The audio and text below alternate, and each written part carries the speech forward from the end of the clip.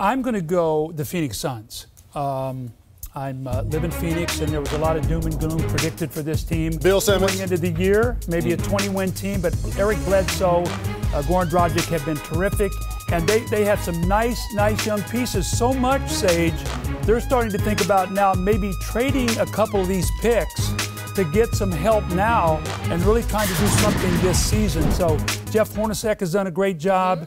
The pieces are fitting. They have all kinds of opportunities moving forward. So thumbs up to the Phoenix Suns. Yeah, interesting though. I mean, this team began ranked 15th, dead last in the West by an ESPN poll. Now 4 games above 500, and it wasn't just us. Nobody thought this team was going to do anything. Where did we go wrong? How did we miss that? Well, I don't think anybody maybe saw Dragic and Bledsoe playing so well together. Those guys have been terrific together. The Morris twins have played well together. Channing Frye coming back from his heart problem, shooting the ball very well. Miles Plumlee has been a huge surprise for them, blocking shots and rebounding. They have depth. And they're playing fun basketball. They're playing with a lot of joy. And Hornacek looks like he's a good coach. The legend might have lost the Miles Plumlee trade. I'm upset about that. I thought Phoenix was going to be terrible. I didn't see this coming at all. And I thought they had built this roster basically putting together trade assets that they were going to get rid of because they wanted to tank, get some draft picks. Now it's swung the other way. They have Emeka Okafor's expiring contract. They have 4 possible first-round picks. Now, if Chicago wants to trade Luol Deng, if the Lakers want to trade Pau Gasol, I mean, there's big names out there that they could just go out and grab. I think they could be a 5 seed potentially. Really fun team to watch. In today's NBA, they have something in common with the Portland Trail Blazers and the Golden State Warriors. Young legs, they get up and down the floor.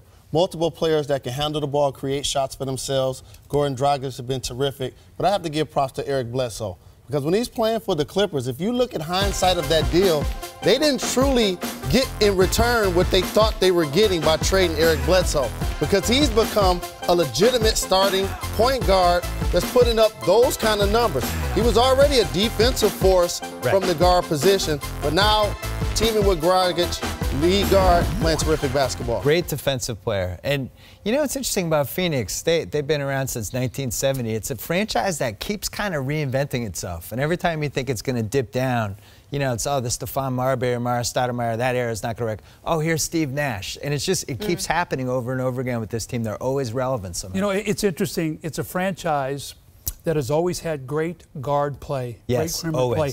Ever since they lost the coin flip for Kareem, they've never really had a big man. They tried to get Shaq out there for a while, but at that point in time, he was really on the backside of his career. But they've never really been able to find a big man. Their best big guy might have been Alvin Adams, you know, when he played the 76 finals. Exactly. So if they could ever find a way in the desert to get a big guy, they got a lot of good things going on. And they drafted one in the top 5 this year in Alex Len. And they're doing all of this without him even playing quality minutes so far this year. And the other thing, you know, Steve Kerr did a really good job for them.